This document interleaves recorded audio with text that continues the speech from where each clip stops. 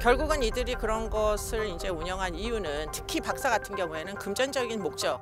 그들의 이제 대화 창에 보면 여성을 어떻게 인식했는지를 분명하게 알 수 있는데 인격체로는 전혀 보지 않은 것 같아요. 고통을 느끼는 존재라고 생각을 했었으면 그렇게 과학적인 행위를 요구하지는 못했겠죠.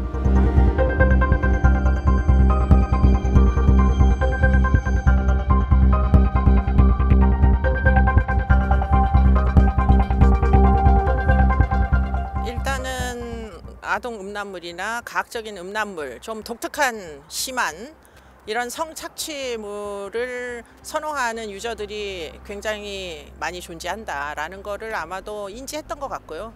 결국은 이들이 그런 것을 이제 운영한 이유는 특히 박사 같은 경우에는 금전적인 목적이 주된 이유였다 이렇게 봐야 되겠죠. 지금 헤비 유저들이 한 10,000명이고 만약에 100만 원씩만 냈다 손치더라도 100억대의 범죄 수익입니다. 심지어는 온라인 사기까지 저질렀던 그런 이제 박사 입장에서는 그 금전적인 이득을 취하는 게 제일 주요한 목적이었겠죠. 그들의 이제 대화 창에 보면 여성을 어떻게 인식했는지를 분명하게 알 수 있는데 인격체로는 전혀 보지 않은 것 같아요.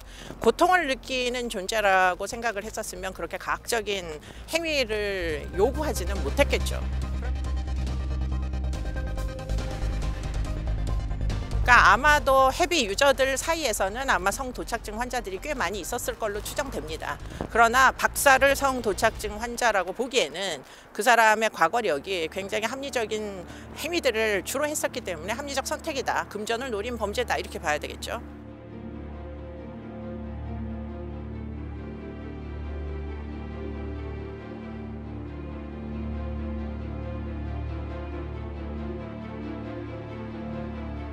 지금 이제 그 박사와 비슷한 사람이 이미 검거돼서 처벌을 받았는데 기껏 형량이 1년 반밖에 안 나왔다는 전례가 있다 보니까 물론 뭐 이번에 언론에 보도가 돼가지고 어떻게든 처벌하겠노라고 뭐 국가의 수반도 그렇게 이제 요구를 하기 때문에 처벌 수위가 꽤 높을 걸로 생각이 되지만 그러나 그럼에도 불구하고 박사는 성범죄를 직접 저지른 사람이 아니에요.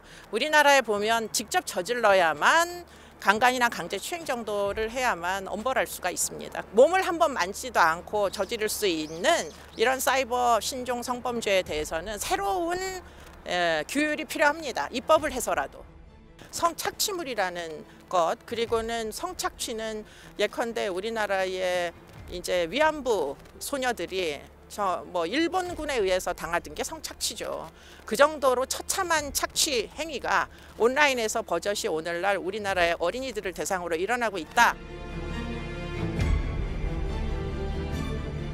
경찰이 상시 감시를 할 수 있는 체제를 구축을 해야 되는데 전담 부서는 물론 그들이 할 수 있는 수사의 기법에 함정수사 기법 같은 것들을 좀 도입해야 될 필요성이 있어요. 영미법 국가에서 하는 그 정도의 함정수사는 우리나라에서도 허용된다고 생각이 들고요. 좀 인권이 침해되더라도 아동을 보호하는 게 성인의 인권, 뭐 성범죄자들의 인권의 침해보다 훨씬 더 주요한 가치라는 것을 꼭 우리가 기억을 하면서 뭐 수사 기법도 개발을 해야 될 것이고 또 처벌의 수위도 좀 더 엄중 처벌해야 될 것이고 그러려면 새로운 죄명도 사실은 필요합니다. 지금 이 사건은 거의 조직범죄인데 지금 성범죄는 거의 개별 사안으로 취급하기 때문에 사실 한꺼번에 다 같이 방 안에서 성착취를 하라고 계속 강요했던 이런 집단 행위를 처벌할 수 있지가 않아요. 그러니까 뭐 죄명도 새로 필요하고 그런 것들이 다 구비가 돼야 엄벌할 수 있을 걸로 보입니다.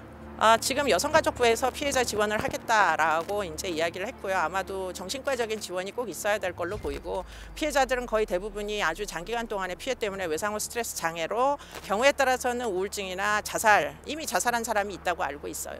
그렇기 때문에 이런 종류의 정신적인 폐해를 꼭 회복할 수 있도록 정부 지원도 필요하고 입법이 필요하다면 꼭 해야 합니다.